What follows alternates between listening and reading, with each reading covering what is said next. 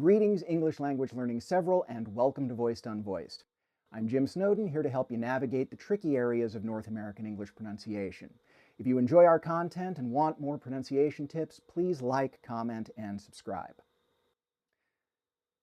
I've been teaching English pronunciation classes for, well, I don't remember how long exactly anymore. I started around 2010 or 2011, I think, but I can say with certainty that my hair was black when I started. Students I've dealt with have had a wide variety of issues they want to address. These are the 5 that come up most often. Number 5, R's and R-controlled vowels. Students come to me with several issues with R's and R-controlled vowel sounds. They start with the North American R sound itself, which is different from the R they might have learned if they learned their English abroad. British English is much more likely to be taught around the world than North American English, and received pronunciation's R is a very different beast from our R. I'll illustrate the difference now, using the American R first, then RP. Ah. This is not just a problem for people for whom English is a second or later language. Pierce Brosnan, one-time 007, had a scene in The World Is Not Enough, where he had to make the following quip. If you're Q, does that make him ah? Pierce, who was born in Ireland and came to the UK when he was a teenager, was afraid that his English accent would slip and a highly rhotic Irish R would come out. That highly rhotic or rolled R is very common in the English-speaking world, not just in Ireland and Scotland, but also, especially, in India. Now, in case you're wondering, Pierce, always a pro, got it in one take. That said, many North American English speakers are used to both rolled and dropped R's. The rolled R is uncommon in US English, but dropped R's are a feature of many Northeastern and Southern accents. So a bit of rhotic variation in your R isn't likely to cause miscommunication. It may even be seen as charming.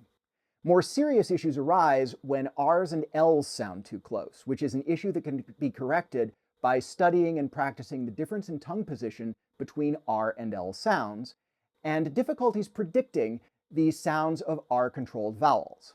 Learning that W-A-R is pronounced war or that W-O-R-L-D is pronounced world not only gets tricky for many of my students, but also increases the odds of miscommunication. Number 4, TH as S, Z, T, or D. TH sounds, in both voiced and unvoiced form, present several problems for students. To start with, the way their pronunciation is often taught can make their use in fast speech harder than necessary, and often lead students to fall back on the sounds TH is often crossed with. Also, predicting which TH sound goes with which word is more a matter of memorization than rule. There are fewer voiced TH words, so I recommend starting there. And finally, there's the difficulty of separating TH from S, Z, T, and D, which are fricatives and stops pronounced with the tip of the tongue touching a point a bit behind where the tip of the tongue goes for TH. This is also not just a problem for English language learners, as a clip from my cousin Vinny, link in the description, illustrates. Watch it now, and come back. Though Vinny does eventually get his point across in the movie, he also demonstrates how crossing TH with S, Z, T, and D can lead to miscommunication, which is what we at Voiced-Unvoiced are all about avoiding. Number 3, ED and S or ES endings. Students have trouble with this in a couple of ways. Some students, feeling a lack of confidence about pronouncing the ED, S, or ES ending, tend to make them quiet or drop them altogether. This is unwise. While English speakers do like to reduce and drop syllables, these endings are grammatically important. Dropping them at best makes a speaker sound less fluent, and at worst, confuses the listener about verb tenses and whether nouns in the sentence are singular or plural. I often tell students not to mumble words or sounds they feel insecure about, but to say them loud and proud. It's the only way to diagnose and improve. Other students do make the sounds, but are not clear on the rules for which sound goes with which root word ending. For example, many students, when saying the ed ending, just use the id sound for everything and say washed instead of washed. Now this avoids miscommunication, but at the expense of fluency. The correct rules are a little complicated to go into in a list video like this, but the sounds of these suffixes depend a great deal on whether the last sound of the root word is voiced or unvoiced. For ed, it also makes a difference if the last sound of the root word is a T or a D. Mastering this is a key not just to sounding good, but also to making good sense. Number 2, short A, short O, and short E. Many of my students have trouble with their short vowel sounds. Short A is a frequent troublemaker.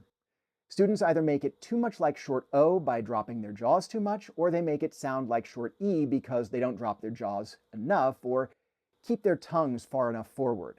That said, other students make all their short A's sound like short E's. Students who make short O's sound like short A's are less common.